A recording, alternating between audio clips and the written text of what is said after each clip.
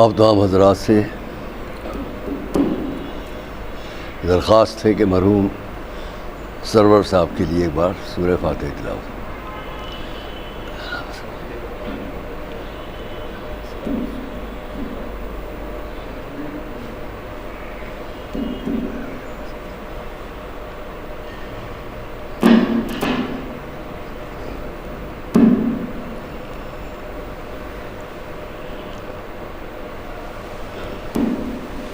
نہیں ہے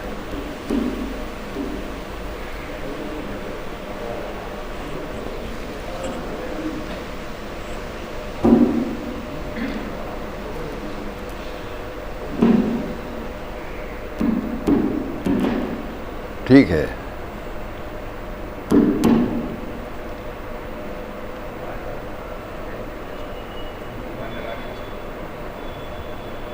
فاتحہ۔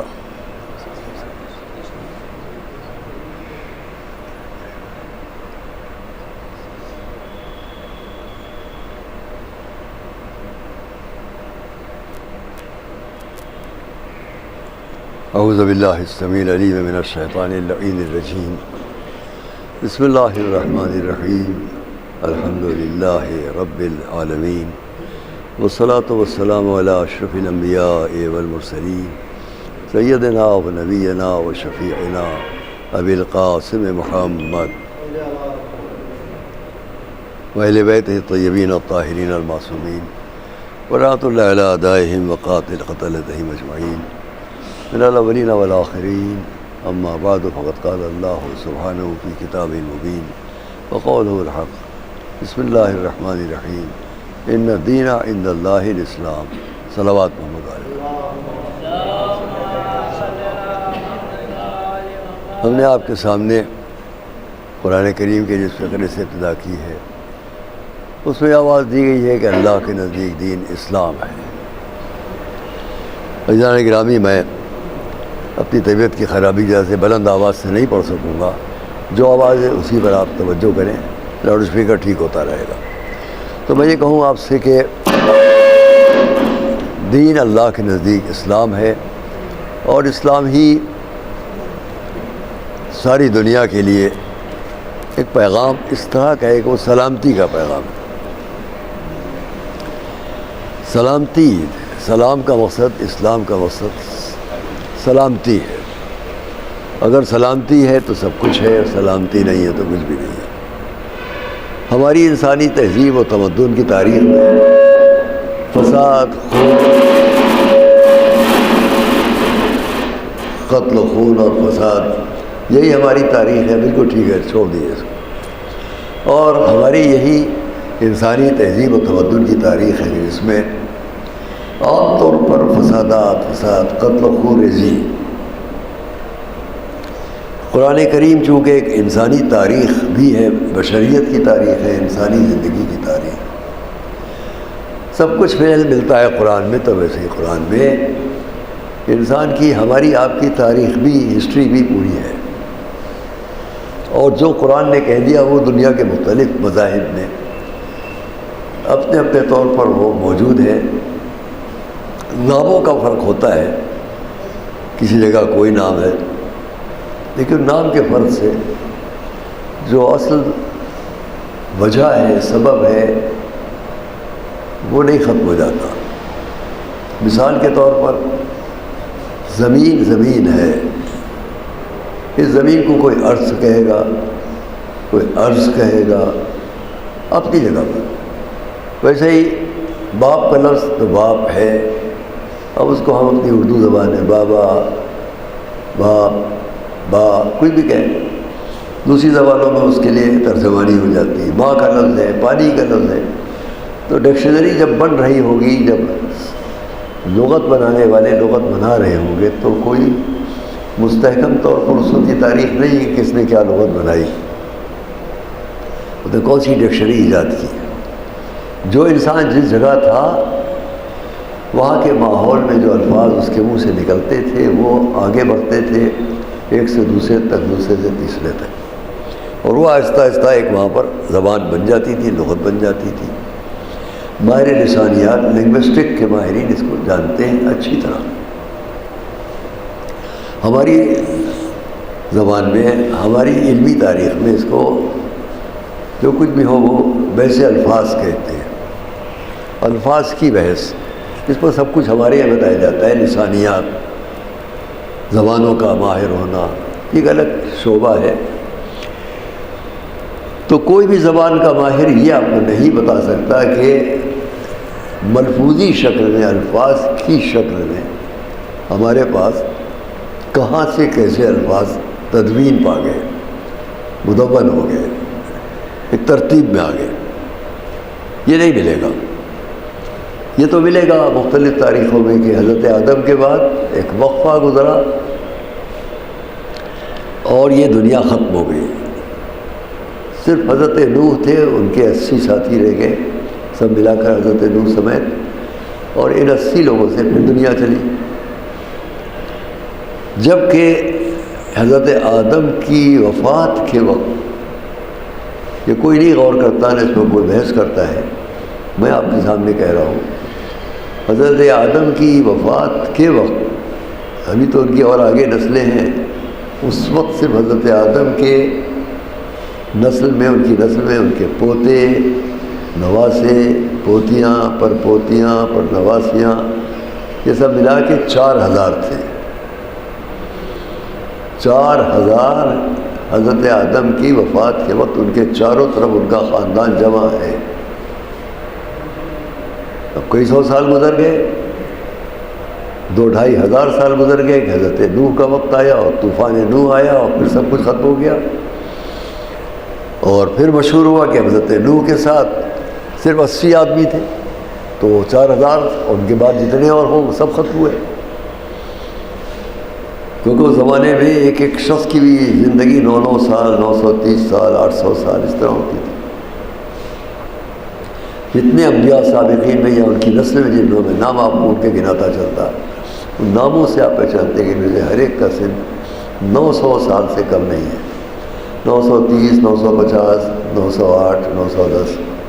اس طرح حضرت آدم کی اولاد جو حضرت شیش سے چلی، شیش ہیں، علوش ہیں، اس کے بعد اسی طریقے سے جناب ارفخشد ہیں، یہ سب الگ نام بہت سے ہیں، قینان ہیں، یہ سب الگ، ان سب کی عمریں اس سے کم نہیں ہیں۔ اور جب یہ دور ختم ہو گیا، حضرت نوح کا دور شروع ہوا، تو حضرت نوح ابو البشر ثانی کہلائے، پھر سے ہمارے باپ، پہلے باپ حضرت آدم، دوسرے باپ حضرت نوح، ان سے لے کے اس وقت تک سب دنیا ختم ہوئی۔ اب ان کے 3 بیٹے سام، حام، یافس، اس سام، حام، یافس سے یہ دنیا چلی، جس میں آپ چائنا، بر صغیر، یورپ، افریقہ، یہ تمام علاقے پائے گئے، اور ان جگہوں پر جو نسلیں بڑھی ان کی اپنی اپنی زبانیں تھیں۔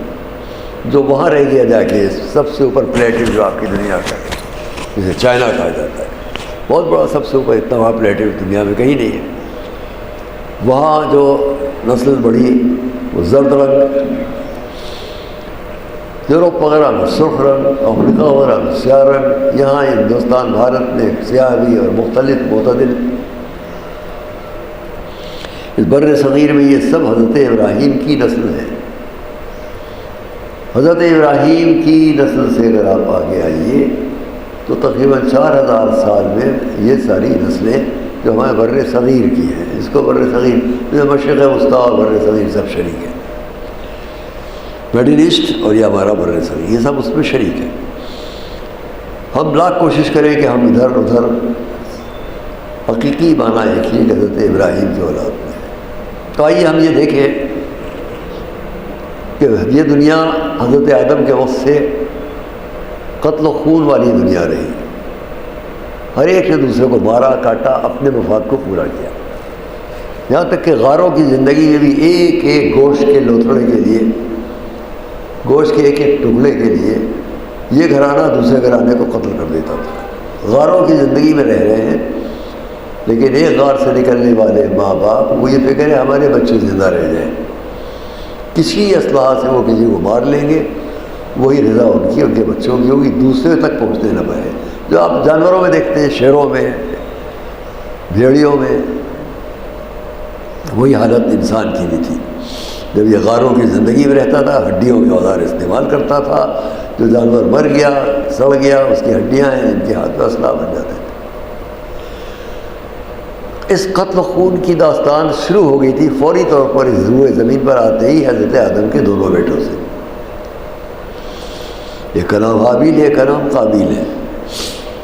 تو جیسے یہ دنیا میں آتے ہی ان دونوں سے قتل و خون کی داستان شروع ہوئی، ویسے ہی اسی وقت سے انسان کو انسانیت کے سبب دینے کی بھی داستان شروع ہوتی ہے۔ یہ عجیب بات ہے، آپ دیکھیں گے کہ قرآن نے کتنا معتدل انداز میں پیش کیا کہ اگر تم فساد کی طرف جاؤ گے تو تمہاری اصلاح کیسے کرے گا، کون کرے گا؟ وہ اصلاح بھی انسان ہی کرے گا، آسمان سے آنے والا ملک اصلاح نہیں کرے گا۔ بدترین حالات تم بناؤ گے تو اچھے حالات بھی تم ہی بناؤ گے، دونوں چیزیں انسان ہی پیش کرے گا۔ میں قرآن کریم سے اس کی مثال آپ کے سامنے پیش کرتا ہوں، اگرچہ محترم مجموعہ مختصر ہے لیکن سننے سمجھنے والا مجموعہ ہے، اس لیے میں آپ کے سامنے یہ سب باتیں کہوں گا۔ آئیے ہم قرآن کریم کی آیت سے پیش کرتے ہیں، جو آیت 2 مرتبہ دہرائی گئی۔ پہلے واقعہ پیش آیا، اس واقعے کو حضرت موسیٰ کے دور میں بنی اسرائیل کے سامنے دہرایا گیا، اور اسی بات کو ہمارے رسول کو حکم دیا کہ اب آپ بھی اس کو دہرا دیں۔ وَاتْلُ عَلَيْهِمْ نَبَأَ ابْنِ آدم، اے حضور، اے سر نبی ہمارے، آپ ہمارے حضور سے کہا گیا اے نبی، وَاتْلُ عَلَيْهِمْ، ان پر آپ نَبَأَ ابْنِ آدم، حضرت آدم کے دونوں بیٹوں کی خبر بیان کر دیں۔ کیا ہے دونوں بیٹوں کی خبر جو قرآن یاد دلا رہا ہے؟ حضور کے دور میں، پھر بنی اسرائیل کے دور میں کہا گیا، اور اب اس وقت کا واقعہ کہ اذ قربا قربانا، دونوں نے اپنی قربانی پیش کی۔ یہ دونوں کا نام نہیں آ رہا ہے یہاں پر، نہ حابیل نہ قابیل، پھر اس میں تاریخ میں آ گئے نام، ایک حابیل ہے قابیل ہے۔ اذ قربا قربانا، دونوں نے اپنی قربانی پیش کی۔ وَيُتَقَبَّلْ، ان میں سے ایک کی قربانی قریب جو تھی وہ منظور کر لی گئی، وَلَمْ يُتَقَبَّلْ مِنَ الْآخَرِ، ایک کی قربانی قبول ہوئی، دوسرے کی رد کر دی گئی، نہیں قبول کی گئی۔ اب یہاں سے بات شروع ہو جاتی ہے، پھر دہراتا ہوں کہ جب آدم کے دونوں بیٹے، دونوں نے قربانیاں پیش کی، قربا قربانا، دونوں نے قربانی کی، فَتُقُبِّلَ مِنْ أَحَدِهِمَا وَلَمْ يُتَقَبَّلْ مِنَ الْآخَرِ، ایک سے قبول دوسرے سے رد، وَلَمْ يُتَقَبَّلْ مِنَ الْآخَرِ، قال، نام نہیں آ رہا ہے، صرف قرآن یاد دلا رہا ہے، نئی قربانی قبول ہوئی ایک کی، قال، اس نے کہا، لَأَقْتُلَنَّكَ، میں تمہیں قتل کر دوں گا۔ یہ کس بات پر قتل کی بات آ گئی؟ ہماری آپ کی تاریخ، ہم اور آپ ہزاروں سال اوپر چلیے، اس وقت سے لے کے آج تک کی اپنی اپنی مختلف دنیا کے اندر کی جو داستانیں ان کو ملائی ہے، کس بات پر اس نے کہہ دیا لَأَقْتُلَنَّكَ، میں ابھی یقیناً تمہیں قتل کر دوں گا؟ کیونکہ قرآن نے کہا دونوں نے قربانی پیش کی، ایک کی قربانی قبول، دوسرے کی نہیں قبول ہوئی، جذبہ پیدا ہوا نا، حسد، ہم چھوٹے یہ بڑا،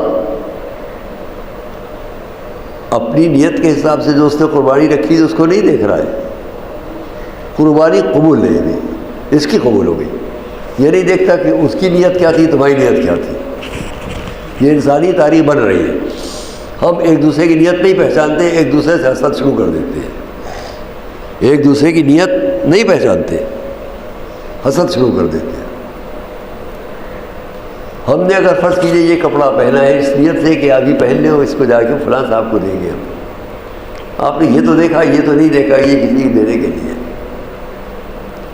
درزی کی دکان میں بہت سے کپڑے ہیں، ہر ایک کے ایک سے خوبصورت، وہ درزی کو کوئی دولت تو نہیں سمجھ لیتا، درزی کی دکان پر سب نے اپنے اپنے 1,000 اور 5,000 1,00,000 1,00,000 تک کا سوٹ کی سلائی دی جاتی ہے، سوٹ کی قیمت کتنی ہے، سلائی کی قیمت کتنی ہے، وہ درزی کتنا دولت مند ہے جس کے دروازے پر، جس کی دکان پر کتنے سوٹ لٹکے ہوئے ایک سے قیمت، سب اس سے جلنے لگ جائیں گے کہ اس کے بعد اتنی قیمت ہے۔ عقل والا جانتا ہے کہ یہ اس کا مال نہیں ہے، یہ سب دوسروں کا مال ہے۔ ویسے اگر آپ حسد کی زندگی میں یہ سوچ لیں کہ جو کچھ دکھائی دے رہا ہے یہ اس کا نہیں ہے، یہ سب آج ہے کل نہیں ہے، نہ میرے پاس نہ اس کے پاس نہ اس کے پاس، تو حسد کم ہو جائے گا۔ وہاں دو میں سے ایک کی قربانی جس نے بہت اچھی رکھی قبول ہو گئی، جس نے بہت نیت بد تھی نہیں قبول ہوئی۔ اس نے کہا لاقتلنک، میں تمہیں قتل کر دوں گا۔ تو اس نے کیا کہا، اب دیر تک اس قتل کر دینے کی نیت کرنے والے کی کوئی گفتگو نہیں ہے، اب گفتگو اس کی ہے کہ جس کو قتل کی دھمکی دی گئی ہے۔ دونوں بھائی ہیں، جسے قتل کی دھمکی ملی ہے، اب وہ ہماری آپ کی انسانی زندگی کے قوانین پیش کر رہا ہے۔ قرآن اس کے ذریعے سے ہماری آپ کی اس زندگی کے وہ دستور، احکام، قواعد، قوانین، گائیڈنس، ہدایات پیش کر رہا ہے جو قیامت تک رہے گی۔ اس لیے قرآن قیامت تک قانون ہے۔ کیا کہا اس نے؟ قابل نے کہا، نام نہیں ہے، قابل نے کہا لاقتلنک، میں ابھی تمہیں قتل کر دوں گا۔ حابیل جس کو قتل کی دھمکی ملی ہے وہ کمزور نہیں ہے، طاقتور وہ بھی ہے۔ اس نے کہا انما یتقبل اللہ من المتقین، آپ کی قربانی نہیں قبول ہوئی، یہ سب الفاظ وہاں نہیں ہے، ہم آپ سمجھ سکتے ہیں، آپ کی قربانی وہاں نہیں قبول کی گئی، ہماری قبول ہو گئی۔ غور کیجئے کہ کیوں یہ قبول ہوئی، وہ کیوں نہیں قبول کی گئی، کیوں آپ کو ذلت نصیب ہوئی، کیوں ہم کو عزت ملی۔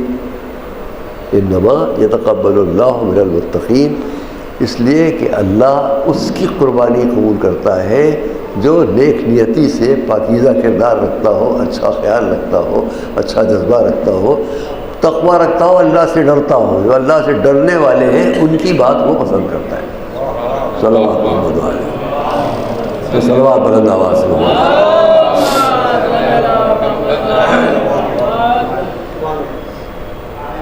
پھر اس نے دوسری بات کہی، ابھی اتنا ہی نہیں، اب دوسری بات، یہ دوسرا قانون، پہلا قانون ہو گیا انما یتقبل اللہ من المتقین، اللہ قبول کرتا ہے متقین سے۔ دوسرا قانون اسی نے پیش کیا، چونکہ اب قتل ہو جائے گا، وہ قتل ہو جانے سے پہلے کچھ قاعدے قانون دنیا کے سامنے پیش کر دیے جائیں، یہ ہے احکام ہماری انسانی زندگی کے۔ دوسرا اس نے کہا لئن بسطت الی یدک لتقتلنی ما انا بباسط یدی الیک لاقتلک، اگر تم اپنا ہاتھ مجھ تک بڑھاؤ گے مجھے قتل کر دینے کے لیے تو میں اپنا ہاتھ تمہیں قتل کرنے کے لیے نہیں بڑھاؤں گا۔ میں اپنا ہاتھ تمہیں قتل کر لیا، ما انا بباسط یدی الیک لاقتلک، میں اپنا ہاتھ تمہیں قتل کرنے کے لیے نہیں بڑھاؤں گا۔ ارادہ، پکا ارادہ ہے اس کا، تم قتل کرنے کے لیے آگے بڑھو، میں جواب میں تمہیں قتل کرنے کے لیے نہیں کوشش کروں گا۔ کیوں؟ یہ دوسرا قانون، یہ دوسری ہدایت کی ایک روشنی ہمارے سامنے دی جا رہی ہے۔ قتل کی منزل پر کھڑا ہوا ہے، مقتول ہو جانے والا ہے، لیکن اس کے باوجود اس کا ارادہ، اس کا جذبہ کیا کہہ رہا ہے؟ انی اخاف اللہ رب العالمین، اس لیے کہ میں عالمین کے پالنے والے کا خوف رکھتا ہوں۔ جو اس سے ڈرے گا وہ ظلم کی بات نہیں کرے گا، وہ اپنی طرف سے جارحیت کی ابتدا نہیں کرے گا، بچ جانے کی کوشش کر لے، قتل کرنے کی کوشش نہیں کرے گا۔ انی اخاف اللہ رب العالمین، انی ارید ان تبوء باسمی و اسمک، میں چاہتا ہوں کہ میرے نام اعمال کی جتنی برائیاں ہیں وہ سب بھی تیرے نام اعمال میں لکھ دی جائیں، جتنی تیری اچھائیاں میرے نام اعمال میں آ جائیں۔ یہ تیسرا قانون سامنے آیا۔ مجھے یہاں پر اکثر میں بیان کیا کرتا ہوں، ایک صوفی عالم کا چھوٹا سا قصہ ہے۔ ایک صوفی عالم، ان سے ایک دوسرے صوفی عالم حسد رکھتے تھے۔ انہوں نے ان کی غیبت یا برائی میں کچھ کہا، ان دوسرے صوفی عالم کی برائی میں کچھ کہا۔ ان پہلے عالم نے کیا کیا؟ ایک طبق کھجور کا بھر کر اچھا کھجور رکھ کر ملازم کو دیا، جا کے ان کو تحفے میں دے دو. یہ خط لکھا، خط میں لکھا انہوں نے کہ میں آپ کا بہت شکر گزار ہوں، میں نے سنا ہے کہ آپ نے اپنے نامہ اعمال کی اچھائیاں میرے نامہ اعمال میں منتقل کر دی ہیں، اس لیے میں یہ تحفے میں آپ کو کھجور بھیج رہا ہوں. یہ غیبت کرتے تھے، ان کو اطلاع ملی، انہوں نے صرف خط لکھا اور یہ کھجور تحفے میں بھیج دی. ہم دنیا میں نہ جانے کتنوں کی غیبت اور برائی میں رہتے ہیں بے وجہ، کوئی اس کا ہمارے پاس کوئی وجہ بھی نہیں ہوتی، کوئی سبب بھی نہیں ہوتا. اس سے بھی روکا وہاں کہ حضرت حابیل نے کیا کہا، انی ارید ان تبوء باسمی واسمک، میں چاہتا ہوں اس کے علاوہ کہ جو میرے نامہ اعمال کی برائیاں تجھ تک چلی ہیں، تیری نامہ اعمال کی اچھائیاں مجھ تک آ جائیں. فتکون من اصحاب النار. اب آخری بات کہی، اور تو جہنم والوں میں ہو جا. بات تمام کر رہا ہوں. فتکون من اصحاب النار، اور تو جہنم والوں میں شمار ہونے لگ جائے. یہ کہا تو قرآن نے کیا کہا، اور ہم نے اس کو جہنمی قرار دیا. عزیزوں اور دوستوں، یہ دونوں کون ہیں؟ اللہ کے سب سے پہلے سور زمین پر خلیفہ حضرت آدم کے بیٹے.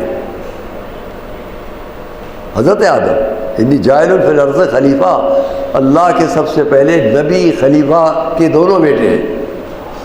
اب کوئی یہ نہ کہے کہ وہاں جانبداری ہوتی ہے. دیکھ لو، نبی کے دونوں بیٹوں میں سے، پہلے خلیفہ کے دونوں بیٹوں میں سے اگر ایک کا عمل غلط ہے تو اس کو جہنمی قرار دیا جا رہا ہے، اور دوسرے کا عمل صحیح ہے تو اس عمل قبول کیا جا رہا ہے. یہی داستان یزید اور حسین تک بھی آئے گی.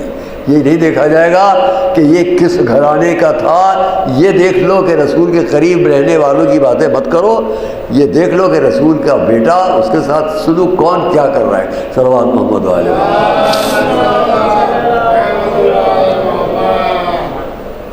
کسی بڑی شخصیت سے قریب ہو جانے کا مقصد یہ نہیں ہوتا ہے کہ ہم بھی پاک پاکیزہ ہو گئے. یہی واقعات حضرت نوح کے لیے ہیں، ان کے بیٹے کے لیے ہیں. یہی واقعات آگے بڑھتے ہمارے سامنے اور مختلف تاریخوں میں سامنے آتے ہیں.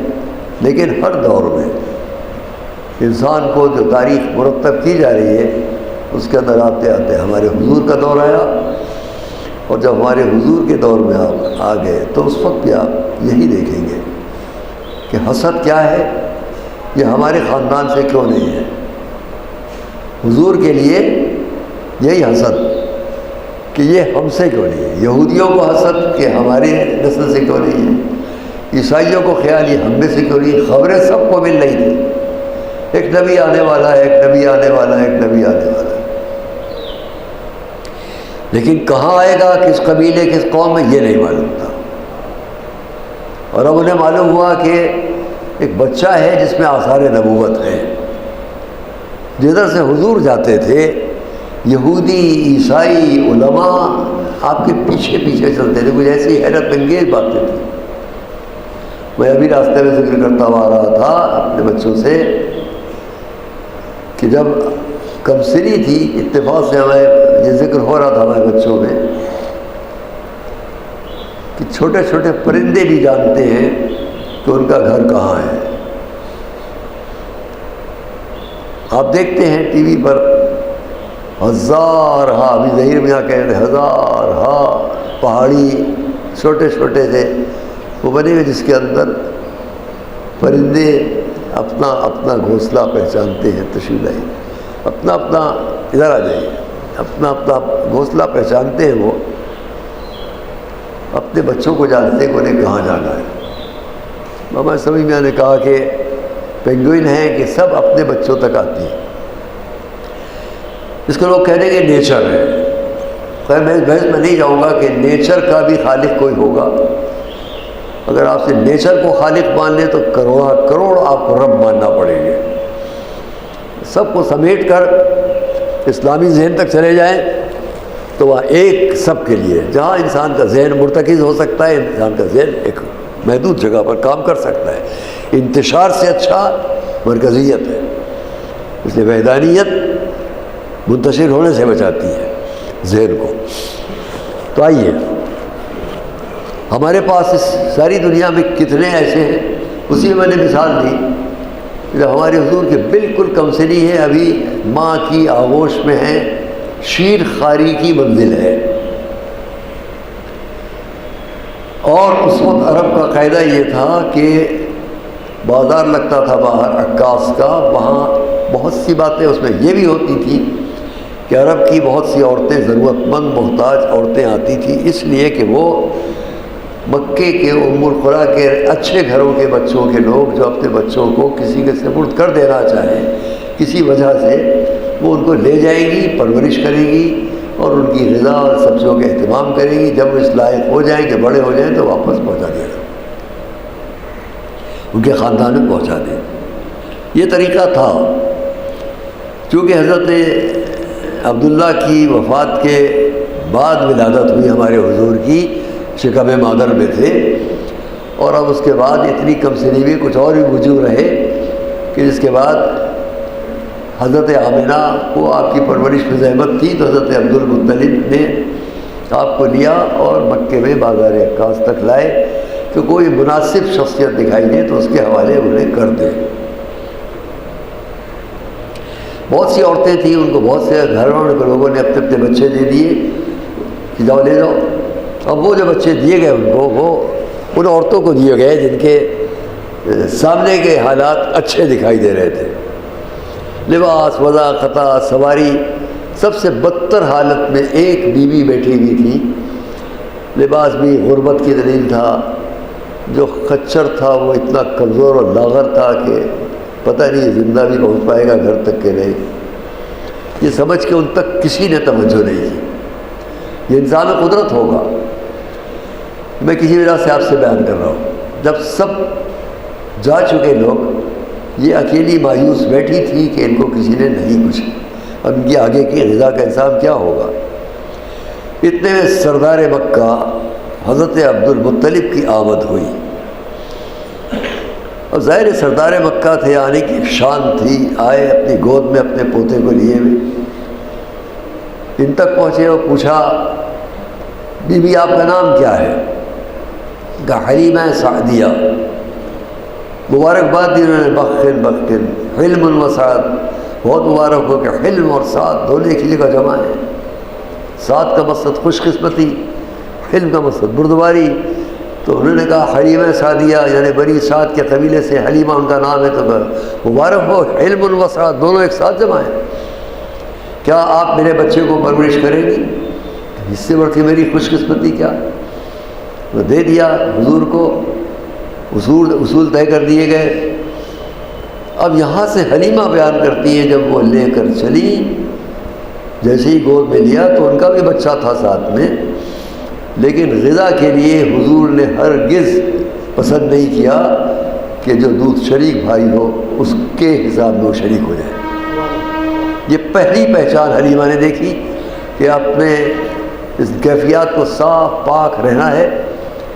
دوسری پہچان یہ دیکھی کہ جس ناقے پر وہ یا جس خچر پر وہ بیٹھی وہ بہت کمزور تھا، چلنا مشکل تھا اس کا، لیکن وہ کہتی ہیں جب میں بچے کو لے کر بیٹھی تو جتنی سواریاں آگے جا چکی تھیں ان سب سے آگے وہ نکل گیا، اس کی رفتار میں اتنی قوت، طاقت اور اتنا سب کچھ آ گیا کہ سب کو چھوڑتا۔ انہوں نے دوسری پہچان دیکھی کہ یہ بچے کا مجھے تو نظر آ رہا ہے اثر کہ ایسا کمزور اور لاغر سواری ان کی، وہ تیزی سے سب کو چھوڑ کے نکل جائے۔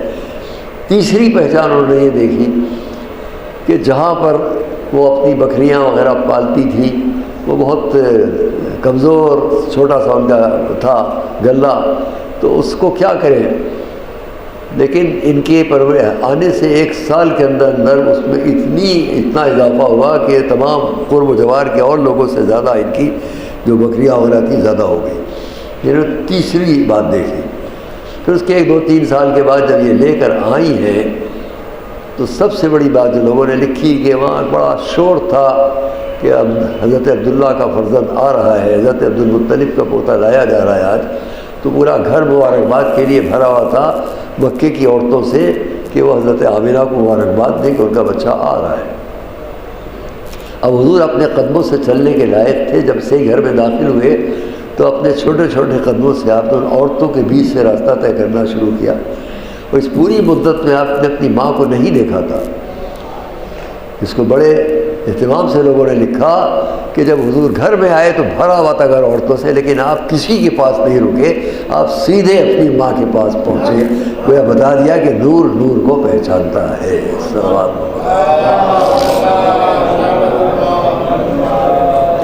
ہم آپ کے سامنے اس بات کو زیادہ نہیں وقت لیں گے، کیونکہ ضروری باتیں سے صرف یہی ہے کہ ہم سمجھیں کہ ہماری انسانی زندگی جو کچھ بھی قرآنی تاریخ ہے وہ صرف اس لیے کہ انسان سماجی زندگی کو بہتر بنا کر چلے اور اس سماجی زندگی میں فتنے اور فساد اور قتل و خون سے دور رہے۔ تمام مذاہب کی یہی تعلیم ہے، تمام مذاہب کا یہی درس ہے۔ مشکل یہ ہے کہ ہم لوگ مذہب کو سماجی زندگی سے ملا کر دیکھتے ہیں اور سماجی ضرورتوں کو مذہب سمجھ لیتے ہیں، جس کا نتیجہ یہ ہوتا ہے کہ جو آپس کے فسادات ہوتے ہیں ان کو ہم مذہب کے نام پر نافذ کر دیتے ہیں۔ یہ مذہب نے یہ کیا، مذہب کا کام نہیں ہے۔ کوئی بھی ریلیجن ہو، کوئی بھی دھرم ہو، کوئی بھی عقیدہ ہو، کوئی بھی مذہب ہو، وہ انسان کو اچھا بنانے آیا تھا، برا بنانے نہیں۔ میں اس کو برابر عرض کرتا آ رہا ہوں کہ فرق صرف دونوں میں اتنا ہے کہ دنیاوی قوانین بھی انسان کو اچھا بنانا چاہتے ہیں، مذہبی قوانین بھی اچھا بنانا چاہتے ہیں۔ دونوں میں بس ایک فرق ہے کہ دنیاوی قوانین صرف دنیا تک دیکھ کر اپنا قانون بناتے ہیں، مذہبی قانون دنیا سے آخرت تک کی باتوں کو دیکھ کے اپنا قانون پیش کرتا ہے، انسان کو یہاں کیا کر رہا ہے وہاں کیا کر رہا ہے۔ اور اس لیے سب سے بڑی بات مذہب جو آپ کو دیتا ہے وہ صرف یہ نہیں کہ آپ سماجی روایات پر چل پڑیں، بحث الگ ہو جائے گی یہاں سے، پھر تھوڑا سا کہہ لوں، سماجی روایات پر چل پڑنا مذہب نہیں ہے۔ سماجی روایات جو کچھ بھی ہوتے ہیں ہمارے آپ کے بنائے ہوئے ہیں، سماجی روایات، سماجی کسٹمز جتنے ہیں وہ ہمارے آپ کے بنائے ہوئے ہیں، اور جب ہم اور آپ بنائے ہیں تو کیا اس اتنے سے مجمع کے اندر جو اس حسینیے میں ہمارے مرحوم بھائی جناب سرور صاحب کے ایصال ثواب کے لیے بیٹھا ہے، کیا میں اس مجمع سب ہم خیال ہیں، لیکن ایک بھی سماجی روایت پر کیا سب متفق ہو جائیں گے؟ اس چھوٹے سے مجمع میں نہیں متفق ہو سکتے۔ چل جائے کہ ایک بڑے سماج کو کے لیے ہم کوئی قانون بنائیں، ایک پورے ملک کے لیے قانون بنائیں، غور تو کریں کہ آپ سارے ملک سے چن کر پارلیمنٹ میں ہم بھیجتے ہیں، لوگ اسمبلی میں بھیجتے ہیں، سارے ملک سے بڑے شد و مت سے انتخابات ہوتے ہیں، لوگ جاتے ہیں وہاں جا کے بیٹھتے ہیں، یہ 500 ساڑھے 500 افراد پورے ملک کے چنندہ لوگ ہوتے ہیں۔ ایک قانون بنانے میں کس کی عقل کام کرتی ہے؟ ان 500 ساڑھے 500 آدمی کسی کے پاس اس کی عقل نہیں ہے کہ ایک قانون بنائے۔ وکیل صاحب بیٹھے پوچھیے، بناتے ہیں قانون یہ لوگ؟ مقننہ ہوتی ہے، الگ چھوٹی سی پارٹی ہوگی جو قانون بنائے گی، وہ قانون جب وہ بنا کے دیں گے تو اب ضرورت کو دیکھا جائے گا ملک کی حالات کی، تب اس قانون کو اس جگہ وہ 500 آدمی پاس کرے، ہاں بھائی ٹھیک ہے اس کو منظور کیا جاتا ہے۔ جن کو قانون بنا، معاف کیجیے گا میں برائی بھی نہیں کہہ رہا ہوں، جن کو قانون بنانے کی عقل نہیں ہے وہ اسے پاس کرتے ہیں۔ کیوں؟ مجبوری ہے ہماری، کیونکہ ہم اکثریت کی طرف جاتے ہیں۔ یہاں میں بہت کچھ کہتا ہوں، اسے چھوڑتا ہوں، اس لیے میں اتنا کہوں گا کہ سماجی زندگی انسان کو روایات تو دیتی ہے، ان روایات پر کوئی لگام نہیں لگا سکتی کہ کیا غلط ہے کیا صحیح ہے، نہیں کر سکتی۔ مذہب ہر جگہ یہ دیکھتا ہے کہ اس سے انسانی زندگی کو کہاں نقصان ہے کہاں فائدہ ہے، کیونکہ ہمارے ہاں عقیدہ ہے۔ عقیدہ کیا ہے؟ حضور کی ایک حدیث ہے جس میں آپ فرما رہے ہیں کوئی نبی ایسا نہیں آج تک بھیجا گیا جس کو اللہ نے مکمل عقل نہ دی ہو۔ ایک بات ہو گئی، یستکمل العقل، ہر نبی وہ ہے جس کی عقل مکمل ہے، ایک۔ نمبر 2 یہ کہ اور اس کی امت میں اس کی عقل سب سے افضل ہے، اللہ نے اسی کو نبی بنایا جس کی عقل اس کی امت میں سب سے افضل ہو۔ ایک بات تمام ہو گئی۔ ہمارے امام نے فرمایا کہ ہر انسان کے لیے رہنمائی کرنے کے لیے اس کی عقل ہے۔ اچھا عقل خود کیا ہے؟ عقل خود کیا ہے؟ یہاں بھی مذہب کہہ رہا ہے عقل ایک نور ہے،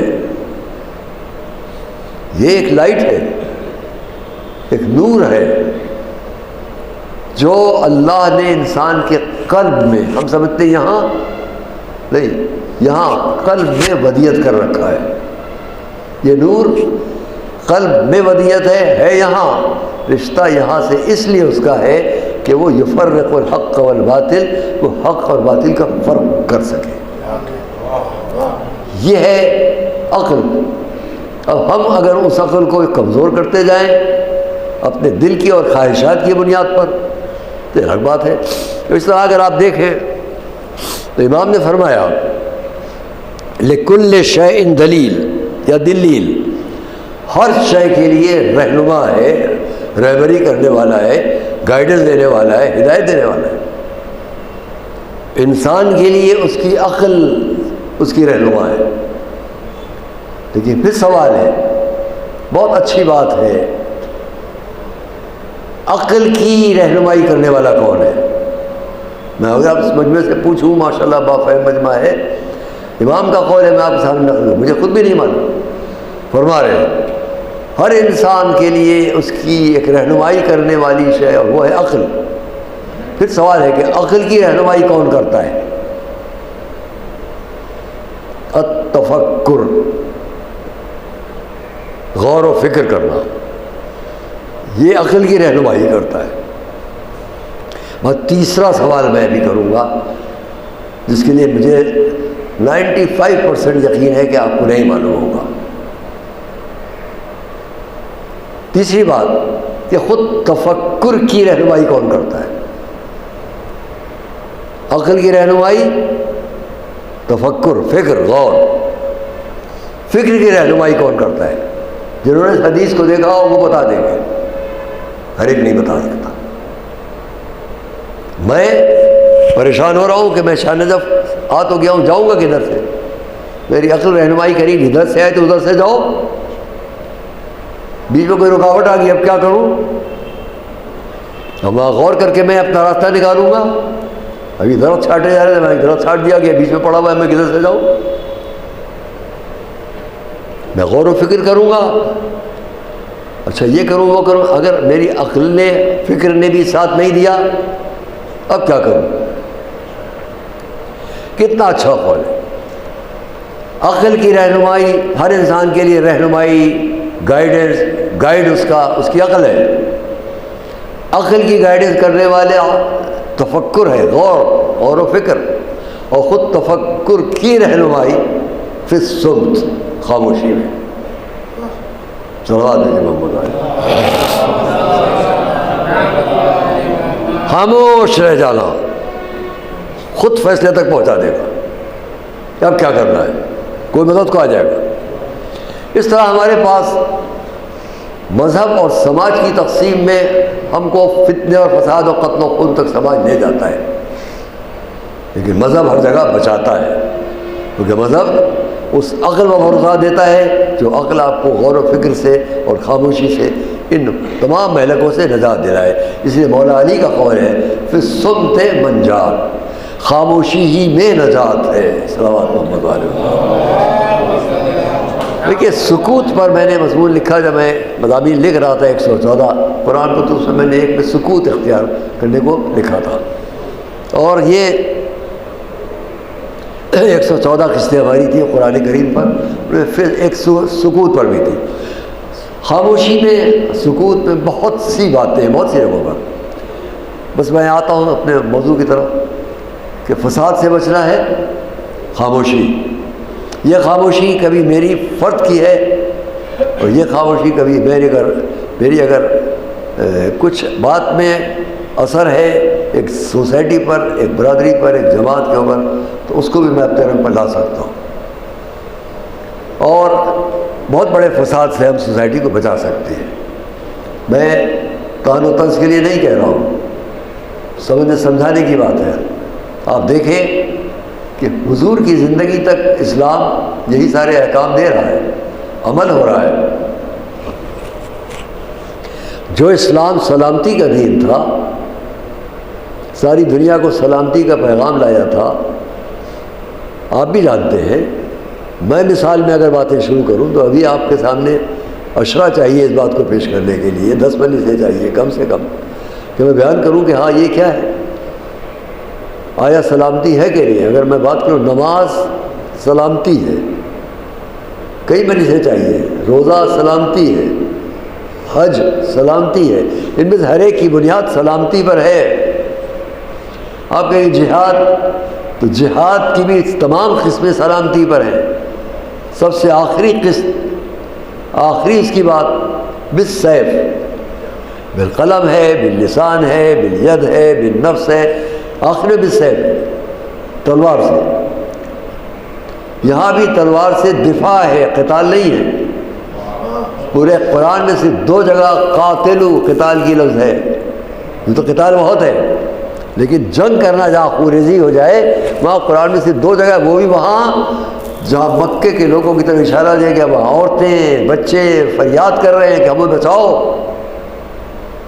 تو اب جاؤ بچاؤ ان کو، جا کے جنگ کرو مظلوموں کو بچانے کے لیے۔ یہ نہیں تھا کہ یورپ پر حملہ کرنے کے لیے جاؤ، ہندوستان پر حملہ کرنے کے لیے جاؤ، یہ نہیں ہے۔ مدینے آ گئے، واپس جاؤ مکے میں، ان لوگوں کو بچاؤ جن کو چھوڑ کے آؤ، جن کے لیے مصیبتیں ہر طرف، تو چاہے خون بہ جائے۔ تو وہاں اسلام نے سلامتی کو باقی رکھا ہے، قتل و خون کی بات کہیں بھی نہیں ہے۔ خیر، آپ دیکھیں عزیزان گرامی، جو ایک چھوٹی سی مثال اور آپ کو دیتا ہوں، یہ واقعہ آپ سنیں، آپ کو اچھا لگے گا۔ جب حضور کا دور بھی گزر گیا، سکوت اور خاموشی، مولا علی کی 25 سال کی خاموشی،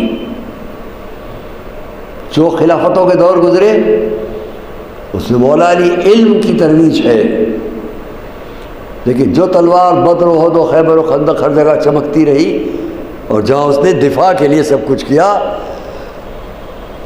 ان کی کوئی تلوار بعد رسول کسی میدان جنگ میں نہیں ہے۔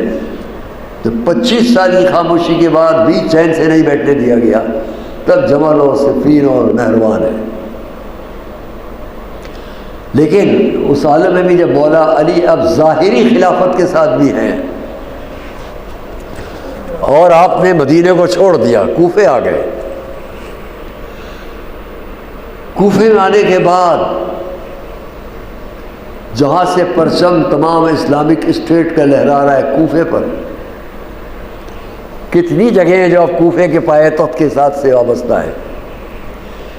مولا علی ظاہری حیثیت سے بھی اب کیا کچھ نہیں ہے اس دنیا کے حساب سے، یہ تو ہے ہی ہے آپ کے لیے، لیکن جو لوگ نہ مانتے تھے اب ان کے لیے بھی وہ خلیفہ ہے، حاکم وقت ہے، فوج ہے، لشکر ہے، سب ہے۔ کوفے کے راستوں سے مولا علی اپنے عمال کے ساتھ جا رہے ہیں، عام مومنین کے ساتھ نہیں جا رہے ہیں، گورنمنٹ کے لوگ ہیں، بڑے بڑے عہدیداران ہیں، ان کے ساتھ۔ فساد نہیں ہے اسلام، فساد نہیں ہے مذہب، خونریزی نہیں ہے دین۔ میں اس بات کو یہ آخری بات تمام کرتا ہوں۔ اور راستے سے جاتے جاتے آپ نے دیکھا کنارے ایک شخص پڑا ہوا ہے، رک گئے۔ یہاں اور کوئی لفظ نہیں ہے، بس 2 لفظیں ہیں، ما ھذا۔ میں نے تاریخ میں دیکھا، ما ھذا، یہ کیا ہے؟ جتنے آپ کے ساتھ جو گورنر ہوں، جو دوسرے بڑے بڑے ججز ہوں، عہدیداران جو چل رہے تھے، وہ گھبرا گئے، کیونکہ مولا علی کا قول تو کچھ اور تھا کہ میری حکومت میں کوئی ایسا ویسا نہیں دکھائی دے گا۔ وہیں زمین پر پڑا ہوا ایک شخص، اس ایک لفظ کے اندر جو عربی کی ہے ما ھذا، یہ کیا ہے؟ سب کچھ سمٹا ہوا ہے۔ گھبرائے لوگ، کہا انہوں نے یا علی یہ ایک عیسائی فقیر ہے، کل طاقتور تھا، کھا کما لیتا تھا مزدوری کر کے، اب کمزور ہو گیا ہے تو اس کو کچھ مل جاتا ہے۔ دوسرا قول آپ کا تھا اچھا افسوس، جب یہ طاقتور تھا تو تم اس سے کام لیتے تھے، اب جب یہ مجبور ہو گیا تو تم نے اسے راستوں پر چھوڑ دیا، تم نے اسے راستوں پر چھوڑ دیا۔ یہ ہے ایک حاکم کا انداز جو دنیاوی حکومت کے انداز سے بات کرے۔ اتنے بڑے اسلامک اسٹیٹ، اس کے مالک، اس کے سب سے بڑے عامر بھی دنیا میں ہی تھا، اس سے کہہ رہا ہوں دنیا میں ہی تھا، اور وہ یہ منظر دیکھ کے کیا، جب طاقتور تھا تم اس سے کام لیتے تھے، اور جب یہ مجبور ہو گیا تو تم نے اسے راستوں کو چھوڑ دیا۔ ساتھ لے کر آؤ، سب لرز رہے ہیں، کانپ رہے ہیں کہ اب کیا ہوگا، ساتھ لے کر چلے۔ وہاں لائے جہاں بیت المال کہلاتا تھا، بیت المال کہلاتا تھا، دیکھتے آپ پارلیمنٹ کے لیے، وہاں تک مولا آئے، سب ساتھ آئے، وہ فقیر بھی لایا گیا، فرمایا اس کو نہلاؤ دھلاؤ، کپڑے اچھے پہناؤ، لے کے آؤ، سب کیا گیا، اس کو لے جایا گیا، نہلایا گیا، دھلایا گیا، اچھے کپڑے پہنائے گئے، لایا گیا، فرمایا اس کے لیے بیت المال سے اتنا پیسہ وظیفہ معین کرو تاکہ آئندہ کبھی بھیک مانگتا نہ دکھلائی دے۔ بات ختم ہو گئی، لیکن میں جملہ یہاں کہوں گا جو کہا کرتا ہوں، مولا علی نے یہ سب کر کے آج تک ہر انسان کو بتایا کہ مذہب کیا ہے، اسلام کیا ہے۔ آپ نے یہ نہیں پوچھا کہ یہ عیسائی تو ہے، اس سے یہ تو پوچھ لو کہ یہ اسلام قبول کرتا ہے کہ نہیں۔ اسلام کی شرط لگائے بغیر سارا امر خیر کر دینا بتلاتا ہے کہ اسلام امر خیر میں مذہب کی شرط نہیں دیکھا کرتا ہے۔ صلوات اللہ۔ یہ ہماری آپ کی اسلامی مذہبی انسانی تاریخ ہے۔ میں اپنی بات تمام کرتا ہوں، اور یہ کہ مجلس ہمارے ایسے محترم بھائی کی ہے جو بہت ہم کو جب ملے بہت ایک خوش اخلاق، خاموش زندگی، دنیا کے کسی فتنے فساد میں ان کا کہیں نام نہ تھا، لکھنؤ مختلف حالات، ایک باوقار گھرانے اور خاندان کے ہو کر بھی ہم انہیں سرور بھائی کہتے تھے، اور وہ بہت اچھے انسان تھے، ہر جگہ مجلس کے شاعر، اور میں نے سنا ہے کہ یوں بہت خوش مزاج، بہت خوش مذاق، بہت ہی ادبی ذوق رکھنے والے، لیکن ہم لوگوں کے سامنے، مولویوں کے سامنے ان کا ایک احترام، ایک انداز، اخلاق، یقیناً وہ ہم لوگوں سے دور ہیں لیکن وہ ان جگہوں سے قریب ہیں جو دنیا کی سب سے اعلیٰ جگہ ہو سکتی ہے اس دنیا اور آخرت کے لیے، کہ وہ اپنے مولا سے قریب ہیں، اس بارگاہ سے قریب ہیں جس سے ان کی عقیدت تھی۔ ہر جگہ مجلس میں، ماتم میں میں نے ان کو دیکھا، ایک سکوت اور خاموشی اپنی جگہ، لیکن خوش اخلاقی اور اس کے اندر ایک عقیدت کا اظہار اپنی جگہ۔ عزیزان گرامی، اس دنیا میں اس کے سوا اور کیا ہے، سب کا آنا جانا لگا رہتا ہے۔ میں نے اس لیے ان الدین عند اللہ الاسلام، اللہ کا دین اسلام ہے، سلامتی سے بات شروع کی، اور اسی پر ختم کرنے کے لیے کہنا چاہوں گا کہ غور تو کریں آپ کہ جب امام حسین نے یہ دیکھ لیا کہ نانا کا دین ہر طرح پھر سے قتل و خونریزی کی طرف لے جایا جا رہا ہے، بعد رسول فوری طور پر مسلمان کی تلوار مسلمان پر چل رہی تھی، دنیا سے کوئی لشکر جا کے عرب ممالک پر حملہ نہیں کر رہا تھا، بلکہ پوری تاریخ خون سے رنگین ہے، فوراً بعد رسول، فوراً۔ میں اس پورے واقعے کے جو واقعات کے 50 سال کے اندر نقل نہیں کر سکتا، آپ سب جانتے ہیں 50 سال میں بہت خون وہاں بعد رسول، حضور کی زندگی میں نہیں، وہ تو صرف دفاعی جنگیں تھیں، لیکن اس کے بعد آپس میں مسلمان کی تلوار دوسرے مسلمان، ایک فرقے کی تلوار دوسرے، ایک قبیلہ دوسرے قبیلے پر، یہاں تک کہ اب وہ وقت آ گیا کہ یزید جیسا حاکم تخت حکومت پر بٹھا دیا گیا۔ میرا محترم مجمع، لمحہ فکریہ یہ ہے، آپ نے کہیں تاریخ میں پڑھا کہ یزید کو جب حاکم بنا دیا گیا، تاریخ میں آپ نے پڑھا کہ کسی جگہ سے احتجاج کی آواز بلند ہوئی، اس جیسے کو کیوں حاکم ہم پر بنایا گیا؟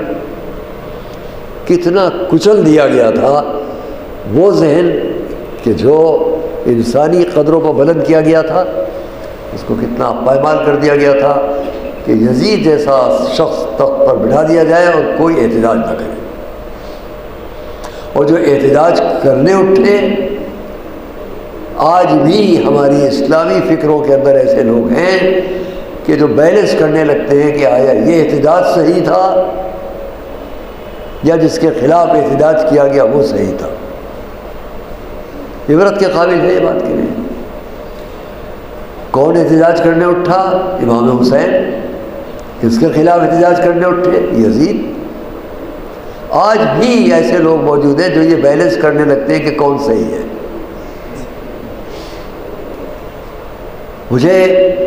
میں یہیں کہیں قریب سے کسی میٹنگ سے کبھی واپس جا رہا تھا، 30-40 سال پہلے کی بات ہے، اور میرے ساتھ یہاں سے پیدل چلتے ہوئے کچھ لوگ جا رہے تھے، مجھے اب ٹھیک سے یاد نہیں، شاید سید علی ظہیر صاحب کے مکان سے ہم لوگ جا رہے تھے. راستے میں ایک صاحب تھے جو پرنسپل تھے ندوہ کے، بڑی محبت سے مجھ سے بات کر رہے تھے. انہوں نے کہا کہ ہر ہفتے میں ایک دفعہ ہمارے بڑے بزرگ عالم ہیں مولانا ابو الحسن علی ندوی صاحب، وہ ہم لوگوں کو ایک موعظہ کہتے ہیں، ایک تقریر کرتے ہیں، ایک نصیحت کرتے ہیں. اس وقت کی نصیحت ہم آپ سے نقل کریں جو انہوں نے کی ہے، فرمائیے. ان کا ہم لوگوں سے انہوں نے کہا تم ایک دائرہ کھینچو، اس دائرے کے اندر صرف 100 آدمی کھڑے ہو سکتے ہیں، ایک کی بھی گنجائش نہیں ہے، مگر اس دائرے کے باہر ایک آدمی کھڑا ہے، وہ اندر آنا چاہتا ہے. اب شرط یہی ہے کہ اندر سے ایک کو باہر نکالو تو وہ اندر لایا جائے. یہ 100 جو کھڑے ہیں ان میں سے ایک کو باہر کرو، اس کے بعد اندر لاؤ. جو باہر کھڑا ہوا ہے انہوں نے کہا باہر جو کھڑا ہوا ہے وہ ہے یزید، جو اندر ہے یہ اور ہے. اب ان میں سے ایک کو باہر نکالو تو یزید کو اندر لاؤ. کیا پسند کریں گے آپ لوگ کہ یزید جیسے کو لا کر اپنا ایک مسلمان بھائی باہر نکال دیں؟ یہ انہوں نے مثال دی تھی. آج میں نے اس کو دہرا دیا، پہلے کی بہت پہلے کی بات، اچھی لگی مثال، آپ کے سامنے دہرا دیا. آج بھی یہی سوال ہے کہ اگر کوئی احتجاج امام حسین کا بیلنس کرنا چاہتا ہے یزید کے سامنے بیلنس کرنا چاہتا ہے، اسے توجہ کرنا چاہیے. امام حسین جیسی شخصیت کو اپنے سے الگ کر کے یزید جیسی شخصیت کو اپنے ساتھ لے کر کون سا انسانیت کا شرف حاصل کرے گا؟ جس یزید کے بارے میں تمام عالم اسلام کا متفقہ فیصلہ ہے کہ حضور کی ذات سب سے افضل ہے، اگر بعد خدا تو حضور کی ذات سے وابستہ 3 چیزیں مسلمانوں کے لیے سب سے افضل تھیں. اور تمام کر رہا ہوں. سرور بھائی کے گھرانے کو، ان کی بچی کو، ان کے گھر میں سب کو میں تعزیت پیش کرتے ہوئے مولا کے مصائب تک آپ کے ذہن کو لاتے تک کہوں کہ سب سے افضل رسول کے بعد رسول سے وابستہ 3 چیزیں تھیں. یہ میں نہیں کہہ رہا ہوں، فرنگی محل کے اس وقت کے بہت بڑے عالم وہ اس کو کہہ رہے ہیں. جناب مفتی عتیق انصاری صاحب جوانپور کی شاہی مسجد میں انہوں نے عصر عاشور کی تقریر میں اس کو کہا، میرے پاس موجود ہے چھپی شکل، کہ لوگ آج سوال کرتے ہیں کہ 2 شہزادوں کی جنگ کی شرم نہیں آتی ان کو یہ بات کرتے ہیں. بعد رسول کی سب سے محبوب چیزیں صرف 3 تھیں عالم اسلام کے لیے: ایک رسول کا گھرانہ، ایک خانہ کعبہ مکہ معظمہ، ایک مدینہ منورہ قبر رسول. یہ 3 چیزیں سب سے زیادہ بعد رسول عالم اسلام کے لیے محبوب ہے: رسول کا گھرانہ، مکہ، مدینہ. یزید کی حکومت کے 3 ہی سال ہیں. 3 سال میں پہلے سال اس نے رسول کے گھرانے کو تاراج کیا، دوسرے سال اس نے مدینہ منورہ کو برباد کیا، 10,000 مدینہ کے لوگوں کو قتل کیا، 700 شرفاء اصحاب رسول کے گھرانوں کو برباد کیا، ان کی عورتوں کو بھی حرمت کیا. اور تیسرے سال میں مکہ معظمہ کو اسی کے لشکر نے کچھ اس کو بھیج چکا تھا، وہ یہ راستے میں مر گیا، اس کی خبر موت کی آ گئی. لیکن جب مسلمہ جو جا رہا تھا اس کے لیے مسلم ابن عقبہ ہو گیا اور اس نے جا کے منجنیق سے خانہ کعبہ پر آگ برسائی. یزید کی حکومت کے 3 سال، پہلے سال میں خانوادہ رسالت کی تاراجی، دوسرے سال میں مدینہ کی بربادی، تیسرے سال میں مکہ معظمہ کی محرمتی. پھر بھی یزید عزیز ہے. پھر یزید کا اعتراف. اگر میں بہت واضح لفظوں میں کہوں کہ اسی ہندوستان میں ایک شخص نے جب اچھے القاب سے یزید کو یاد کیا، کچھ عرصے بعد یہاں سے تو نکال دیا گیا. کہاں پناہ دی گئی ہے؟ جہاں رسول کا حرم ہے. تو آئیے، امام حسین یہ کہہ کر بچ جانا کہ یزید نے تو فوج بھیجی تھی، اس سے کیا مطلب تھا. یہ بہت غلط تصور ہے کہ یزید نے فوج بھیجی، اس سے کیا مطلب تھا. آپ یہ بھی تو دیکھیں کہ اچھا یزید نے فوج بھیجی تھی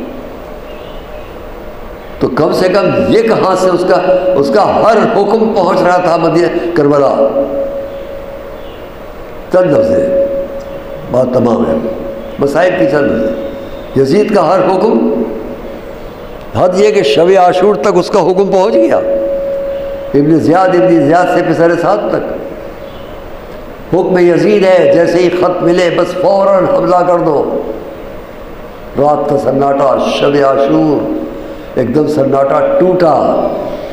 خچر، گھوڑے، ناکے سب کھڑے ہوئے، حملے کی تیاری شروع ہو گئی. ان کے گھروں میں پڑی گھنٹیوں کی آواز، شور، فوجیوں نے اپنے اسلحہ سنبھالے، یہ تلواروں کی جھنکار، یہ ڈھالوں کو اٹھانا، خود شور. اس شور کے ساتھ یہ فوج جب اٹھی ہے تو امام حسین اپنے خیمے سے پشت ٹیک لگائے ہوئے خاموش لیٹے ہیں کہ حضرت زینب آ گئی. بھیا یہ شور کیسا ہے؟ ایک بہن کا دل، چاروں طرف اہل عرب کے خیمے، اتنا شور چاروں طرف رات کا وقت. فرمایا عباس کو بلاؤ.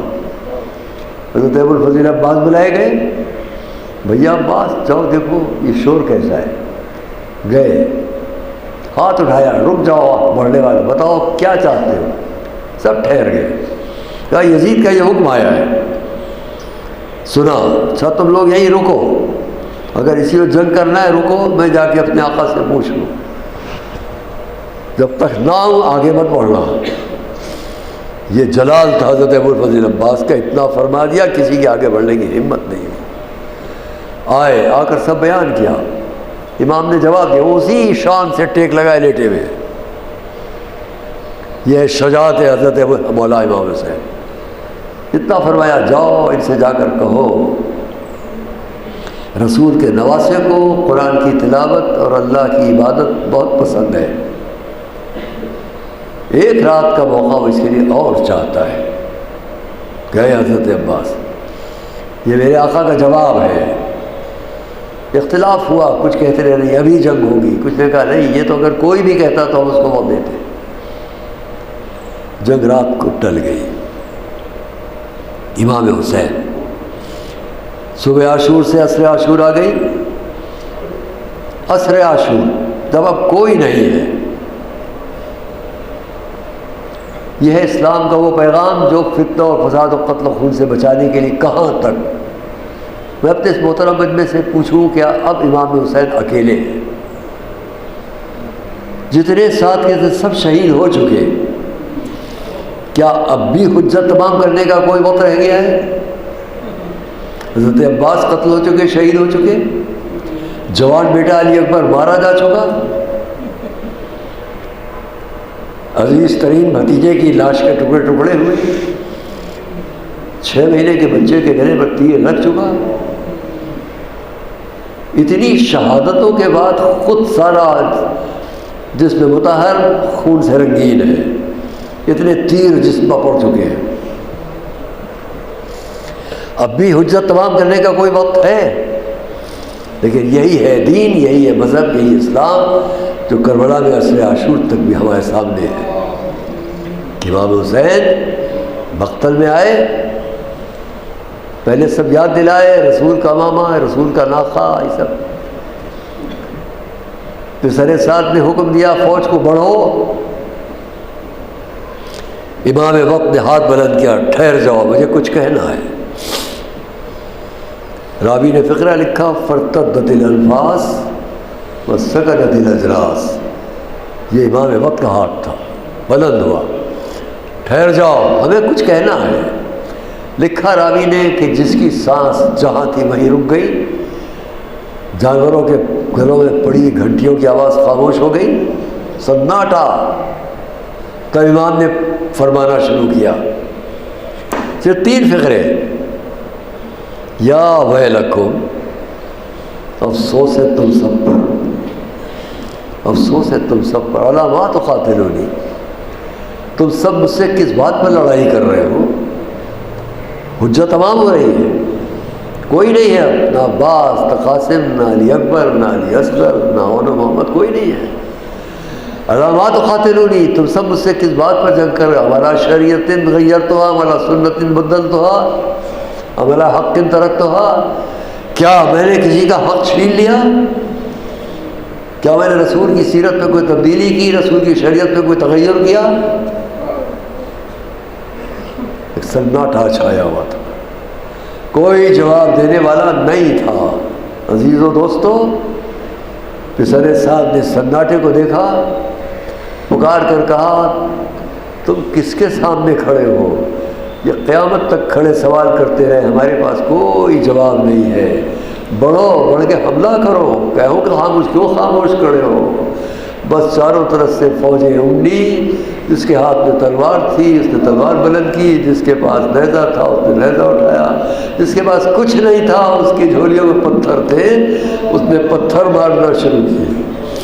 میرا آپ کا امام اکیلا اس عالم میں ایک مرتبہ جب ہر طرف سے حملہ ہوا، تب امام نے فرمایا بڑا دردناک جملہ ہے، تم نے میرے بچوں کو مار ڈالا. مقابلہ کیا، حملے کا مقابلہ کیا، یہاں تک کہ آواز بلند ہوئی، اے نفس مطمئن اپنے رب کی طرف پلٹ آ، تو اس سے راضی مت اس سے راضی. امام نے تلوار نیام میں رکھی، ایک سجدہ پشت فرس پر تھا، دوسرا سجدہ جلتی ریت پر تھا کہ آسمان پر آواز بلند ہوئی، اللہ قتل الحسین کربلا، حسین کربلا میں قتل کر دیے گئے. چاہنے والی بہن زینب کبھی ٹیلے پہ آتی تھی، دور تک دیکھتی تھی میرا ماجایا کہاں ہے. کبھی دوڑ کر خیموں میں آتی تھی، آ کے بچوں کو تسلی دیتی تھی کہ اسی درمیان وقفے میں آواز کانوں میں آئی حسین قتل کر دیے گئے. وہ زینب دوڑ کر آئی وہاں جہاں بیمار امام لیٹا تھا. بیٹا سید سجاد ذرا گھر سے آنکھیں کھولو، دیکھو کیا منظر ہے. کابو بھی ذرا خیمے کا پردہ ہٹائیے. اب جو ہٹایا دیکھا سامنے بلند نیزہ ہے جس پر بابا کا سر بلند نظر آیا. السلام علیکم یا ابا عبداللہ، السلام علیکم رسول اللہ.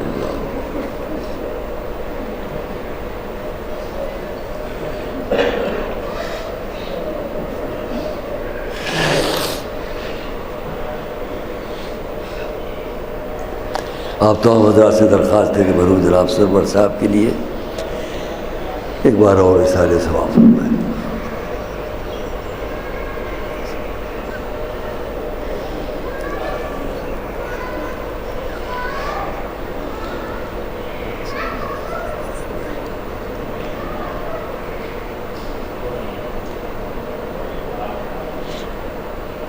ہمارے واقع محمد والے اشرا میں جس کو ان کی دلی شریف مقاصد میں کامیابی عطا فرما، جو مریض ان کے امراض سے انہیں شفا عطا فرما، جو کسی فکر و پریشانی میں اس سے ان کو نجات عطا فرما. زندگی کے آخری سانس تک ہم سب کو رائے محبت اہل بیت پر ثابت قدم رکھ، اس موذی وبا سے ساری دنیا کو نجات عطا فرما. ہم سب کو رائے حق پر ثابت قدم رکھ، ظہور حضرت حجت میں تاجیل فرما.